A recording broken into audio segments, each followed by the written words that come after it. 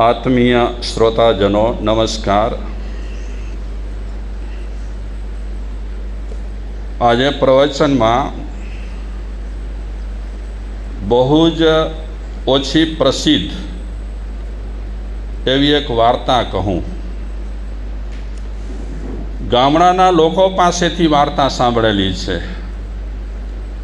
જેમની પાસે કોઠાસ સૂજરેલી હોય, ભણેલા ન હોય,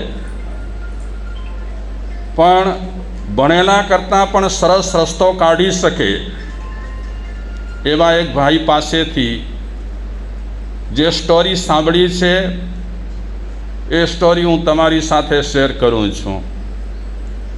ખાસ કરીને કોઈ પુસ્તકમાં પણ આ સ્ટોરી તમને વાંચવા કદાચ ન મળે। ઘણી એવી વાર્તાઓ રહેલી હોય છે કે ગામડાઓમાં કહેવાતી હોય,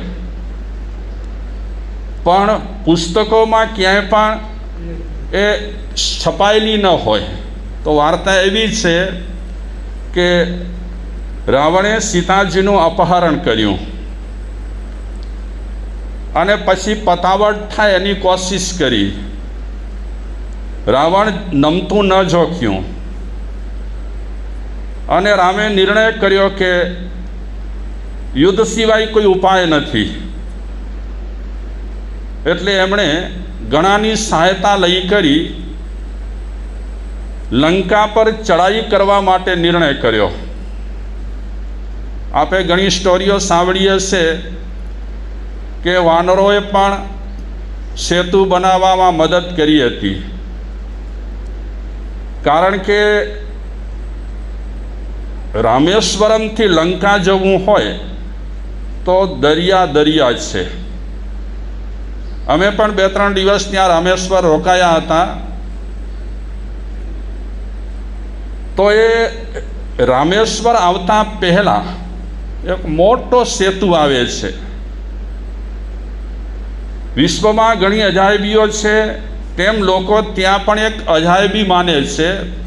જેમ કોચીનમાં 3 રસ્તા ભેગા થાય છે,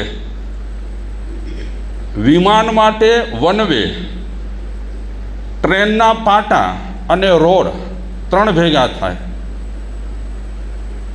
એ રીતે રામેશ્વરમ જે દરિયો છે જ્યાં સેતુ બંધાયો, ત્યાં પણ એક એવો સેતુ રહેલો છે કે ટ્રેન પસાર થઈ જાય અને પછી સ્ટીમરને પસાર થવું હોય તો એ આખા પાટા ખુલી જાય અને સ્ટીમર પાસ થઈ જાય।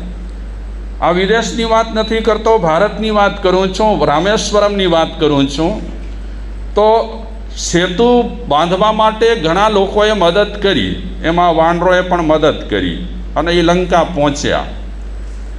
લંકા પહોંચ્યા પછી રાવણ વચ્ચે યુદ્ધ થયું અને આ યુદ્ધમાં થોડીવાર કોક જીતતા, થોડીવાર કોક જીતતા।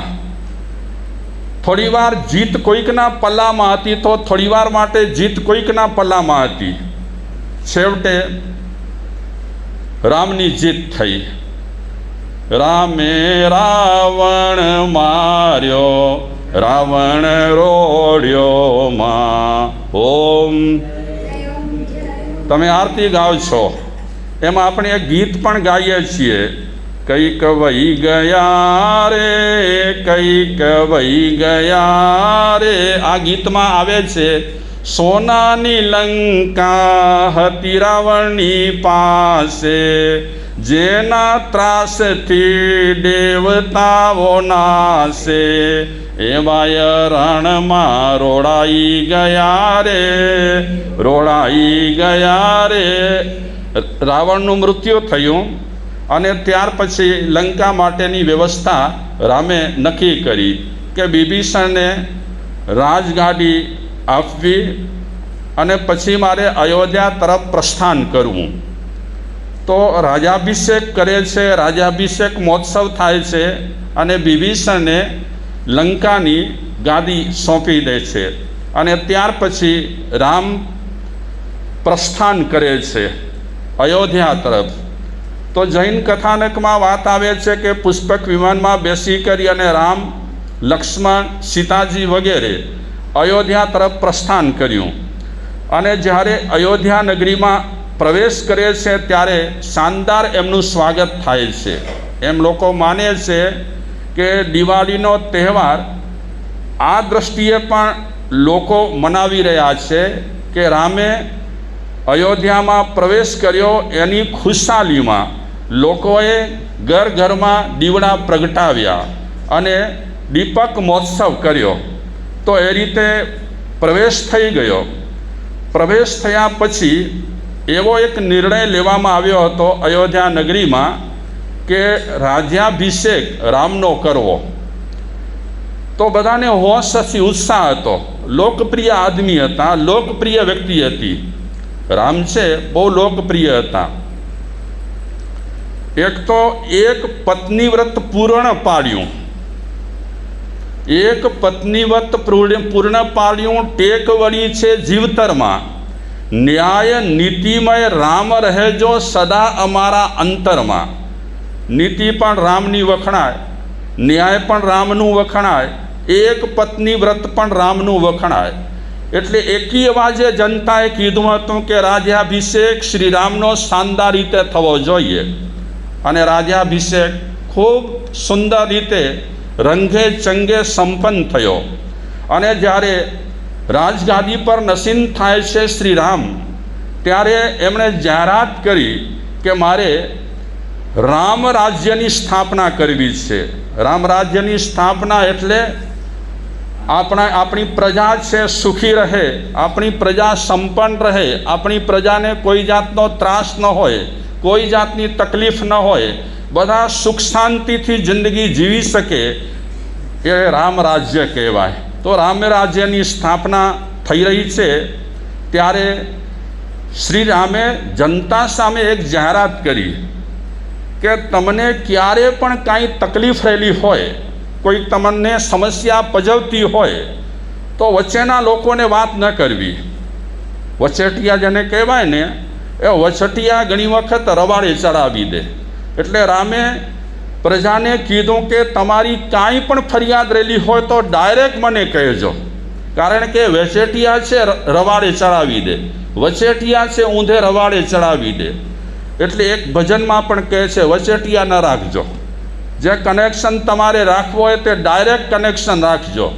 વચેટિયા ક્યારેક ગોટે ચડાવી દેતા હોય છે. વચેટિયા બહુ ખરાબ, ડાયરેક્ટ કામ. તો શ્રી રામે કીધું કે તમારે કોઈ વ્યક્તિને વચ્ચે ન રાખવી. ફરિયાદ કરવી હોય તો ડાયરેક્ટ મને કહેજો. અને પતાવટ પણ પછી નહીં, હું પછી કરીશ, જોઈ લઈશ, સંભાળી લઈશ, ફિકર ન કરો, એવા ખોટા હું આશ્વાસન નહીં આપું. તમારી ફરિયાદ મેં સાંભળી, તાત્કાલિક નિરાકરણ. તો રામરાજ્યની સ્થાપના થઈને સરસ રીતે રામરાજ્ય ચાલે છે. લોકોને કોઈ જાતની તકલીફ નથી. અરે તકલીફ તો નથી જ, પણ સાથે સાથે કોઈ બીમારી રહેતી નથી. કારણ કે રામરાજ્યમાં સડેલું અનાજ નહીં, ખરાબ અનાજ નહીં, ઉતરેલું અનાજ નહીં, બધું સરસ રીતે રામરાજ્યમાં આ ખાવાનું પણ ચાલતું હતું. એટલે લોકોની તંદુરસ્તી કથળે નહીં, લોકો બીમાર પડે નહીં, એની પણ શ્રી રામે સાવધાની રાખી હતી. આ બધું બરાબર રીતે ચાલતું હતું. એકે ફરિયાદ આવતી ન હતી. અને દરેક લોકો એમ કહેતા હતા કે ખરેખર રામરાજ્યની સ્થાપના થયા પછી આપણે એટલા પ્રસન્નતાથી જીવીએ છીએ, એટલા સુંદર રીતે જીવીએ છીએ કે આવી સુખ શાંતિ આપણે આપણી લાઈફમાં પહેલી વખત અનુભવી રહ્યા છીએ. આવી રીતે રામરાજ્યમાં બધા પ્રજાજનો સુંદર મજાના મંતવ્ય આપી રહ્યા છે અને સરસ રીતે બધું ચાલે છે. શ્રી રામને પણ વિચાર આવે છે કે સારું થયું, ફરિયાદો કોઈ છે નહીં, લોકો એકદમ સુખ ચેનથી જીવી રહ્યા છે, અમનથી જીવી રહ્યા છે. પણ એક દિવસે લોકોનું ટોળું આવ્યું દરબારમાં. રામ બેઠેલા છે સિંહાસન પર અને જેટલા લોકો આવ્યા છે બધાના ચહેરા ઉતરેલા છે. શ્રી રામ વિચારે છે રામ રાજ્યની સ્થાપના થયા પછી ખુશાલભાઈ સરસ રીતે ઊંઘી શકતા હોય, કેશવજીભાઈ સરસ રીતે ઊંઘી શકતા હોય, કાનજીભાઈ સરખી રીતે ઊંઘી શકતા હોય, તો આ લોકો જે આવ્યા છે કેમ ઉદાસ થઈ ગયા છે? એમના ચહેરા કેમ ઉદાસ થયેલા છે? બધાના ચહેરા ઉદાસ. બોલો, તમે તો હસો જ છો સરસ મજાના. શ્રી રામ એ ભાઈઓને કહે છે નજીક આવો. નજીક આવે છે તો હિબકા ભરી રહ્યા છે, જોર જોરથી રડી રહ્યા છે. અરે શ્રી રામ કે તમને તકલીફ અને રડો છો? ચહેરા તમારા બધાના ઉતરી ગયા છે. શું તકલીફ શું છે તમને આ રામ રાજ્યમાં? કોઈ બોલતા નથી. ટોળાના બધા માણસો ચૂપ રહેલા છે, જબાન ખુલતી નથી. ફરી ફરી પૂછે છે શ્રી રામ કે બે ધડક તમે કહો, ગભરાવો નહીં. જે કાંઈ કહેવું હોય, જે કાંઈ તકલીફ રહેલી હોય, તમે કહેશો તો એનું સમાધાન થશે. પણ કોઈ બોલી શકતા નથી. શાયદ એમ પણ વિચારતા હશે કે રામ રાજ્યની સ્થાપના થઈ છે, આવા મોટા માણસ બેઠેલા છે રાજા તરીકે, અને હવે આપણે કેમ કહીએ કે અમને આ તકલીફ રહેલી છે? શ્રી રામ દિલાસો આપે છે, હિંમત આપે છે. ડરવાની કોઈ જરૂર નથી. તમને કોઈ ધમકાવશે નહીં, તમને કોઈ કહેશે નહીં, તમને કોઈ ડરાવશે નહીં. તમારે જે કહેવું હોય, જે તકલીફ હોય એ વિના સંકોચે કહો. જીવાન નથી ઉપડતી, પણ એક ભાઈને હિંમત આવી ગઈ. એ હિંમત સાથે આંસુ લૂછી કરી અને ભાઈ શ્રી રામને કહે છે કે મહારાજા, કહેતા શરમ આવે છે. રામ રાજ્યની સ્થાપના થઈ, લોકો અમનથી જીવી રહ્યા છે, સુખચેનથી જીવી રહ્યા છે. હવે અમે તમારી સામે ફરિયાદ કરીએ એ સારું પણ અમને નથી લાગતું, પણ શું કરીએ? શ્રી રામ કહે કાંઈ વાંધો નહીં, તમને જે તકલીફ હોય તે જરા પણ ગભરાયા વિના બે ધડક કહી દો. તમે જે વ્યક્તિએ બોલવા માટે હિંમત કરી છે એ ભાઈ શ્રી રામને કહે છે કે તકલીફ તો ઘણી છે. અમે કેટલા દિવસથી ભોજન નથી કર્યું. અમારી જે પત્નીઓ છે એમણે પણ કેટલા દિવસથી ભોજન નથી કર્યું. અમારા બાલ બચ્ચા બધા ભૂખે મરી રહ્યા છે. શ્રી રામ કહે મારા રાજ્યમાં રામ રાજ્યમાં ભૂખ મરો? જે લોકોને સરસ મજાનું અનાજ મળે છે, સરસ મજાનું ખાવાનું મળે છે, સરસ મજાની શાકભાજી મળે છે, એ મારા રાજ્યમાં તમે ભૂખે મરો છો? કે હા, અમે ભૂખે મરીએ છીએ. કેટલા દિવસથી અમારા જેટલા પરિવાર આવ્યા છે કોઈએ પણ ભોજન નથી લીધું. કેમ નથી લીધું? ભોજન કેમ લઈએ? અમે પૈસા હોય તો અનાજ ખરીદીએ, અને અનાજ ખરીદાય તો અમે ભોજન બનાવીએ. અમારી પાસે પૈસા કાંઈ નથી. શ્રી રામ વિચારે છે જણ બચ્ચો સુખી હોય અને આ બધા લોકો કહે છે અમારી પાસે પૈસા નથી, કેમ અનાજ લઈએ, કેમ ખાઈએ, શું ખાઈએ? શ્રી રામ એ ભાઈઓને પૂછે છે તમે છો કોણ? કેમ તમને પૈસા નથી મળતા? કોઈ ધંધા બિઝનેસ નથી તમારા? કોઈ કામકાજ નથી તમારી પાસે? કાંઈ જ નથી તમારી પાસે? તમે કરો શું છો? એ ભાઈઓ કહે છે અમે જેટલા આવ્યા છીએ ને, હું તમને પૂછી લઉં પહેલાં, એ કોણ હશે? કોણ હશે? એ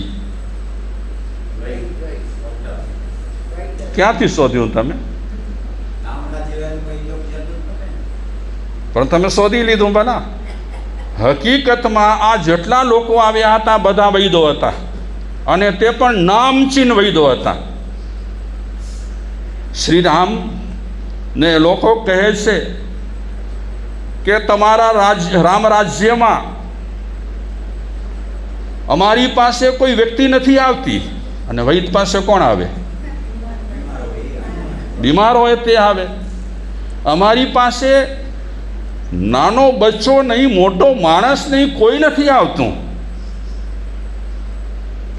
અને અમારી પાસે કોઈ દર્દી બનીને ના આવે, કોઈ પેશન્ટ બનીને ના આવે, કોઈ બીમાર થઈને ના આવે તો અમે દવાખાની કરીએ, અને દવા ન કરીએ તો અમને પૈસા ક્યાંથી મળે, અને પૈસા ન મળતા હોય તો અમે અનાજ ક્યાંથી ખરીદીએ?